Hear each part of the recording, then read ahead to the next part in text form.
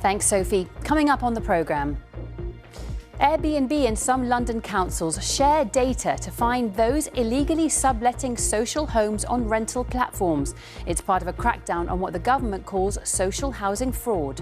Within days, we've found almost 500 cases of suspected fraud involved, and that's social homes that can be being used for those that truly need it. Also on the programme. A neo-Nazi from Essex who was plotting a gun attack has been jailed for 13 years after being caught in an MI5 sting.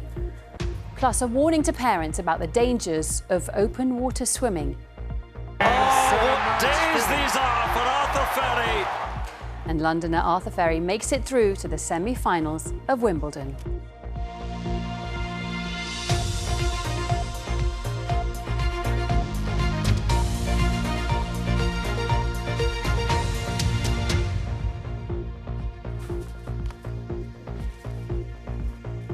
Good evening and welcome to the programme. I'm Alice Bandukravi.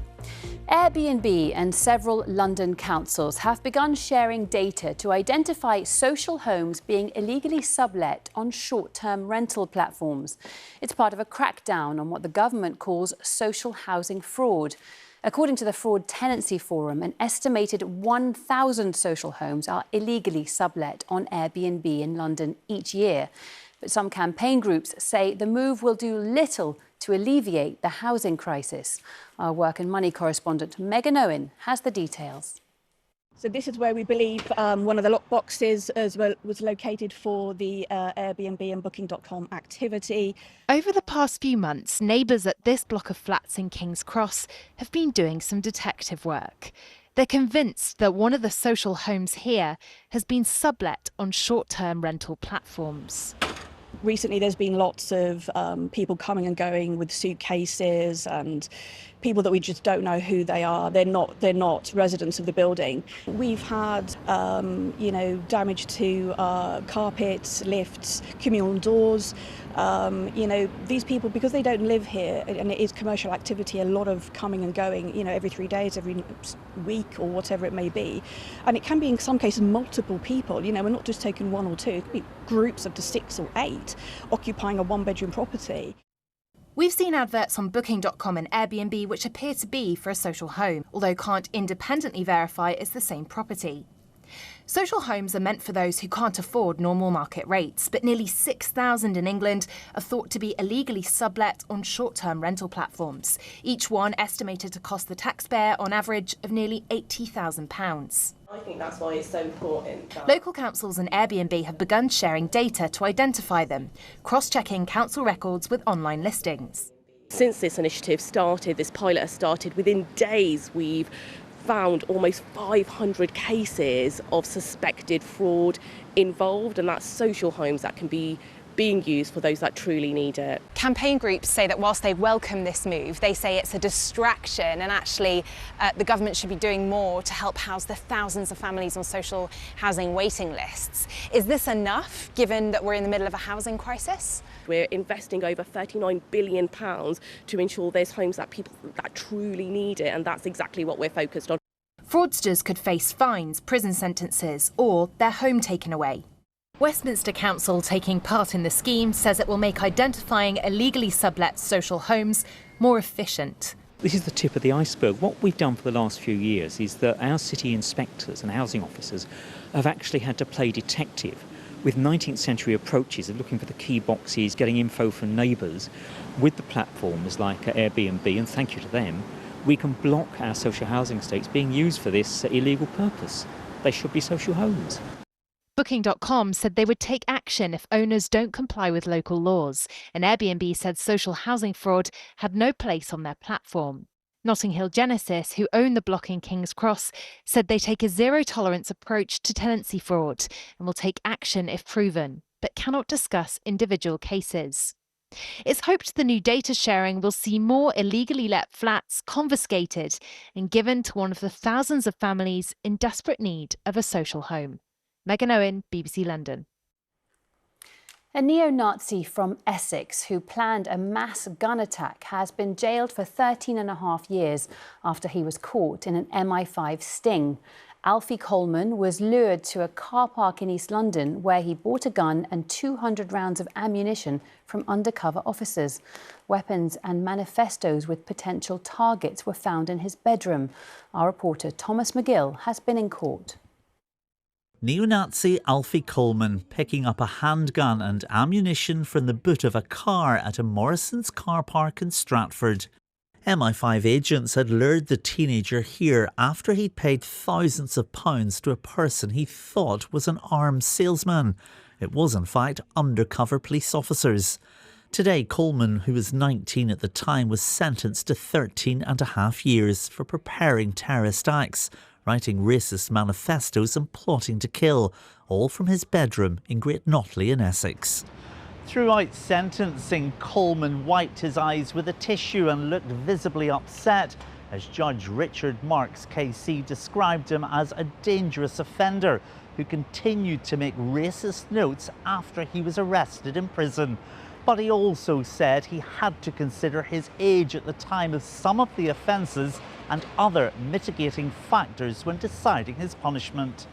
Your age, immaturity, autistic spectrum disorder traits, anxiety, vulnerability, lack of previous convictions, and the absence of actual physical harm caused by you, all, in my judgment, weigh heavily against a discretionary life sentence. Good to see you. How's it going? Among his targets was the Mayor of London, Sadiq Khan, whose home postcode was found on his phone. He had also plotted to hijack a private jet in Saudi Arabia. During a raid of his home, officers also found other weapons, including these knives and a bottle with a rag capable of being a petrol bomb, alongside other offensive items. Coleman's radicalisation started when he was 14, a trend officers say is becoming more common. Unfortunately, we're seeing younger and younger individuals getting radicalised online, and there's an awful lot of material, horrific material online that is influencing young people. It's not known what devastation Alfie Coleman's deadly actions would have caused, but for now, the white supremacist and dangerous individual is starting a sentence behind bars. Thomas McGill, BBC London. To North East London now, where a man has been arrested on suspicion of grievous bodily harm after police received reports of a racially aggravated assault outside a mosque in Waltham Forest. The incident happened on the high road in Leighton. Aisha Baksh is here and can tell us more. What do we know, Aisha? Well, Alice, this happened outside the Noor Ul Islam Mosque on Leighton High Road in Waltham Forest. Police say they were called there just before 10 o'clock last night. They say they found a man in his 50s who had been assaulted and subjected to racist abuse. He was taken to hospital and the police say his injuries were not life-threatening or life-changing. A 42-year-old man was arrested on suspicion of grievous bodily harm. He sustained a head injury and was also taken to hospital. Now, the Noor Ul Islam Mosque has been in that area for over 30 years. This happened after evening prayers, and a spokesperson has told the BBC that the congregation are worried about what happened and everyone is shaken. They have increased security. The victim is still upset but has been discharged from hospital. The police have said they've also increased patrols in the local area and ask for anyone with any information about what happened to please come forward. OK, thanks for that, Aisha. Lots more to come, including a warning about the future of women's football as new research suggests grassroots clubs are facing a growing funding crisis. And I'll have more reaction from SW19 as Arthur Fery's remarkable Wimbledon run continues. The Londoner is through to the semi-finals.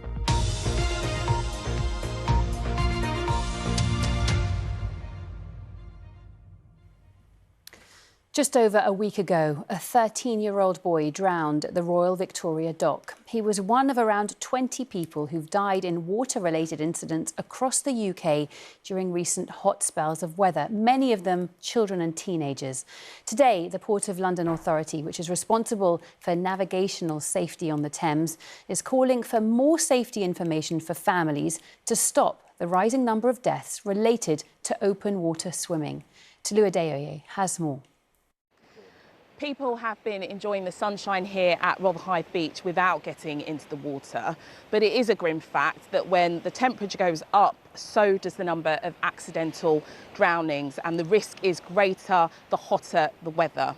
Now, if we look out there from the banks, the water looks relatively calm, looks inviting, but we know that underneath the surface there are risks, and with London now in its third heat wave, this new campaign is looking to warn younger people specifically to be aware of those dangers. The summer of a lifetime, but how quickly things can turn. I can make that. This social media video has been released by the Port of London Authority. I can definitely make that. As part of a new campaign to warn 10 to 16-year-olds of the dangers of open water. The number of children who've died in drowning incidents in London in the last 5 years has almost doubled. And we want to get the message out really clearly: see the river, see the risks. And the risks are things like the tide going up and down by 7 metres, the water flows faster than an Olympic swimmer can swim, it's busy, there are underwater hazards, and it's dark. So don't go in the river. If you see somebody in the river, don't go in after them. Call for help. Throw in something that's buoyant, something that floats they can grab onto.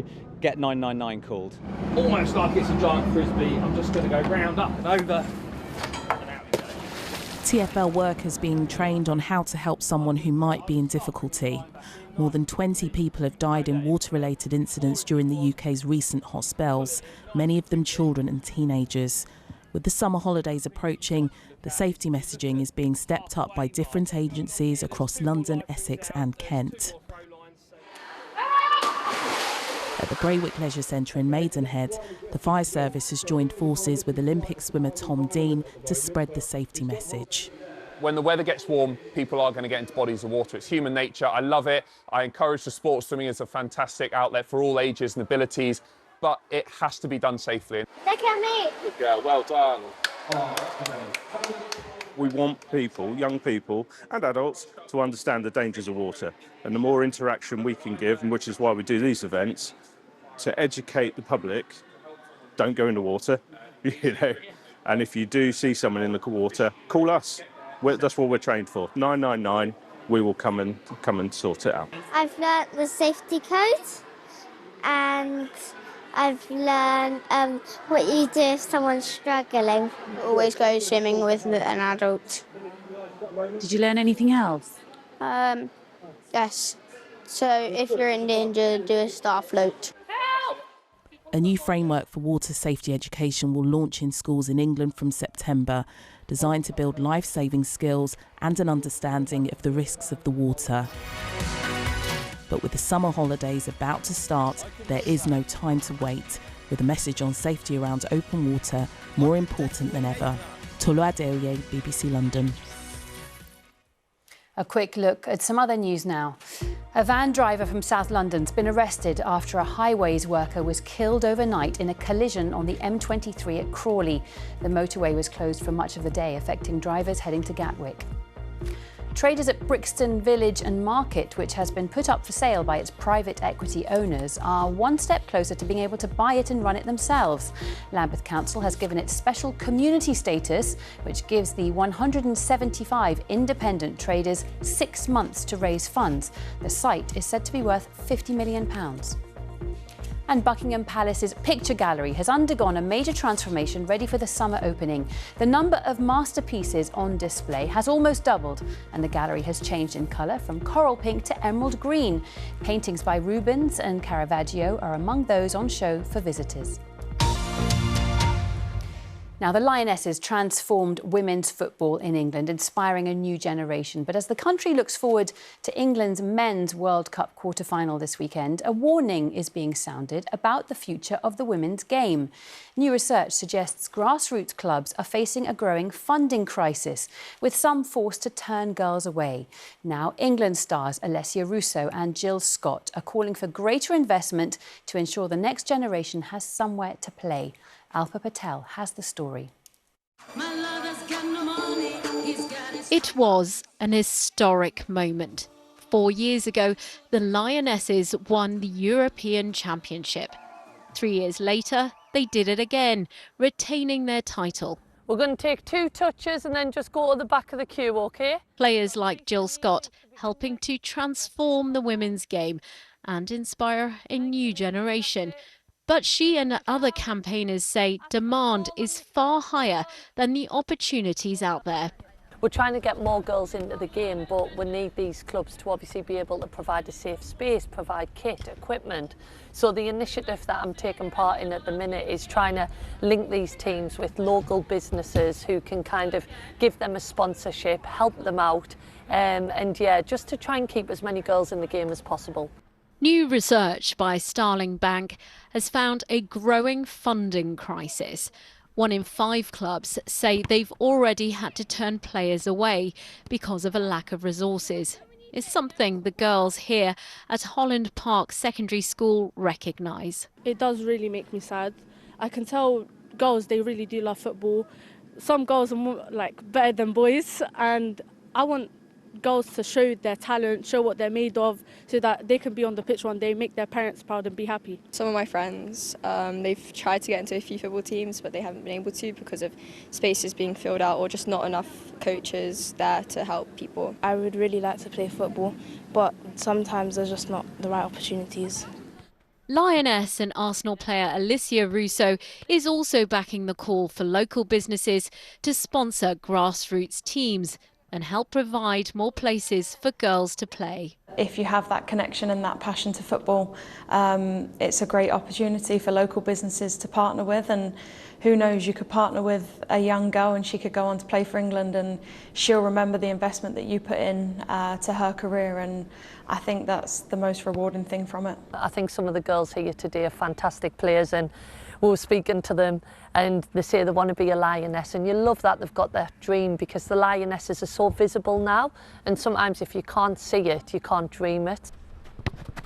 Jill Scott here today. What was that like, training with her? It was like a dream come true. Very exciting, because it's very amazing to look up to someone that's very skilled in football. The Lionesses have shown what's possible. The challenge now is to ensure the next Jill Scott or Alessia Russo isn't watching from the sidelines. Alpa Patel, BBC London. Lots more to come, including Londoner Arthur Fery stuns Wimbledon with a win that takes him to the semi-finals. And we follow the journey of a humble strawberry from the field to SW19.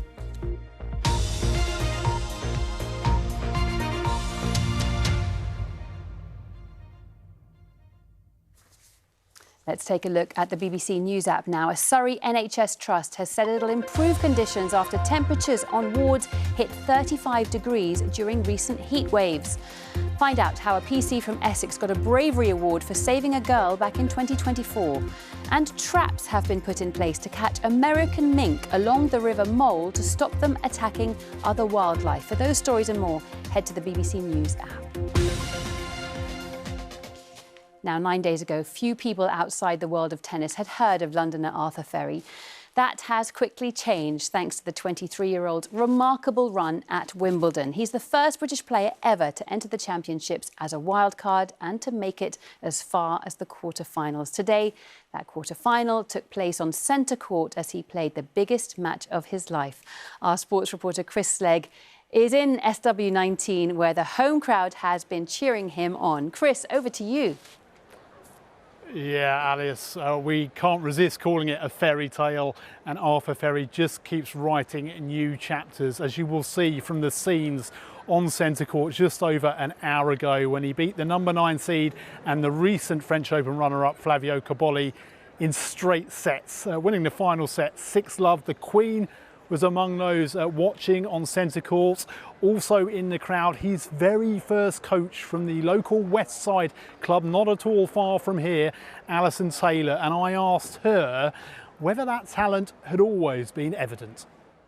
From the first time I gave Arthur a lesson, you could just see his athleticism. His footwork just was brilliant. So as a junior, he didn't overplay. He played all different sports, and you could see at the age, he wasn't the top in any of his age groups in junior tennis, but he was always near the top. And he just had this confidence, this determination, and you can see what a fighter he is, that he deals with the pressure incredibly well. And does everyone back at the club where it all started, West Side, feel the pride of this achievement? I think all of Britain feels the pride in him, and anybody that has been associated with Arthur obviously just feels immense pride, and it's just an amazing story. It really is an amazing story. Only the 5th British man in the Open era to reach a Wimbledon semi-final, only the 2nd wild card in the men's draw ever to reach the semi-final. Earlier, the former British #1 John Lloyd told me he thinks this is just the start of something special. Arthur has just it's been amazing, really. It's almost like he's grown as a player just during these 2 weeks. I mean, we saw how special he was at the Queen's and various other events, and you look at him and you go, okay, this guy's got something. But did we really know he's got this much? And to do it this quickly and to be as composed, and there's something special about him. And I do think that this is not a fluke result, Wimbledon. I don't think it's one of those sort of one-shot wonders. I think he's got a good enough game in the mental side. You can't teach that. And so I'm expecting big things from him in the future. And maybe in the near future. Next up for Arthur Fery, a semi-final here on Friday against the recent French Open winner Alexander Zverev. If he comes through that, it'll be against Novak Djokovic or Jannik Sinner in the final at Wimbledon on Sunday, which just happens to be Arthur Fery's 24th birthday, Alice. Amazing. Chris, thank you. Well, staying with SW19, the treat of strawberries and cream dates back to the very first Wimbledon in 1877. Over time, the winning combination has become a tradition at the tennis tournament. Sarah Hawley went to see how the berries get from field to fork. It's a busy time of year for these fruit pickers in Kent as summer serves up strawberry season. Hewlow Farm in Merryworth supply 56 tonnes of strawberries to Wimbledon throughout the championships. The heat has presented a few challenges, but actually I think we're pretty resilient and well set up for it. It probably has meant that the crop has come a little bit fuller than we were expecting, but only maybe a day or two earlier. And we build in resilience for the kind of, we used to say once every 10-year event, now it's looking like once every 3. To ensure ultimate freshness, the strawberries are hand-picked from sunrise and then delivered the 31 miles every day to SW19. It's a military operation for the Wimbledon food logistics team. 15, 16 pallets a day that would come to us early morning, which then, as they arrive, we would receive them and then basically distribute them around site. A very large team, 24-hour operation. Do you like strawberries? I love strawberries, obviously. Do you nick any when they come along? No comment. Once they've been unpacked, they get taken over to Strawberry Central, where the hulling begins. Every single one of these strawberries is hulled by hand, which is no small task when you consider there are 2.5 million individual berries eaten this fortnight. Show me how to actually hull this strawberry. So we grab our strawberry, we're taking off with our wooden spoon as much of green as possible, not taking off the actual strawberry. Discard and put the strawberry in the bonnet, ready to go for boxing. 10 strawberries go in every portion. These are mine, and I'll leave them to it. Almost 290,000 portions of strawberries and cream were served up last year, and the spectators get to enjoy them less than 5 hours after being picked. Well, we came last year and the queues were so long later in the day that we decided we had to have them for breakfast this time. What have they been like? Lovely. They're absolutely gorgeous. delicious. Yeah, yes. very nice. They're pretty good, and the price is quite reasonable as well. I was expecting it to be much more. They're delicious. It's part of the tradition to have the strawberries at Wimbledon, and it's a nice atmosphere. And they've also got the seal of approval from the world #1, Arina Sabalenka. Just tell us, what do you think of them? Oh my God, they're the best. I'm addicted, and we have a lot of them in the locker room, like a huge bowl of strawberries. And oh my God, I cannot stop eating them, you know? That's an addiction. OK, time for a look at the weather now with Kate. Good evening. We are on day 5 of this current heat wave, with these hot temperatures expected to last through the rest of this week, the weekend and into next week as well. Now for today, it's been another day full of sunshine, very little in the way of cloud and a very light breeze as well. Now brought to you, of course, courtesy of high pressure to the southwest of the UK, bringing in this very warm, if not hot air. But this high pressure just starts to move a little bit further northwards as we head through Thursday and into Friday. Now overnight tonight, it's dry, largely clear. Any high cloud from earlier will disappear. It is going to be a very warm night once again, with temperatures in central London not dropping much below 20. Now if they stay at 20 or above, it is deemed a tropical night. So again, not great for sleeping. A bright start tomorrow morning, plenty of sunshine for Thursday. Maybe once again a little bit of high cloud, but really nothing that's going to get in the way of the sunshine. Temperatures tomorrow getting up to 34 Celsius. Now as we head overnight Thursday and into Friday, that high pressure, like I said, just starts to drift further northwards. It's a start to bring in an easterly breeze as we head into Friday. It is still a warm night though as we head into Friday morning, still uncomfortable, 19 in central London. But another bright start for Friday. We still have plenty of sunshine, but with the high pressure here around the outside comes that easterly breeze, which means for us in the east, we may just get temperatures a little bit less hot. They are still hot, but less hot than tomorrow, for example. The hotter temperatures pushed a little bit further west thanks to this easterly breeze. So for Friday, still lots of sunshine. Temperatures high 20s out towards the Essex coast, low 30s the further inland you come. Now as we head through the weekend, we continue with that theme, that easterly flow, and it's a noticeable breeze, so a little cooler, with temperatures remaining still in heatwave criteria in the high 20s, low 30s. OK, time for the main news headlines now. Police are searching for a man who's believed to have killed his wife and 2 daughters at their home near Bedford. Officers believe 45-year-old Mark Schumer is now in Zimbabwe after flying out of Heathrow Airport on Saturday. An international manhunt is underway. And Britain's Arthur Fery is through to the semi-finals of Wimbledon after beating Italy's Flavio Cobolli in straight sets. He's the first male wildcard to make it to the last 4 in 25 years. This was the moment the 23-year-old sent centre court into rapture. And that's about it from me. Assad will be here later with our 10:30 programme, but for now, from all of us, have a lovely evening. Bye-bye.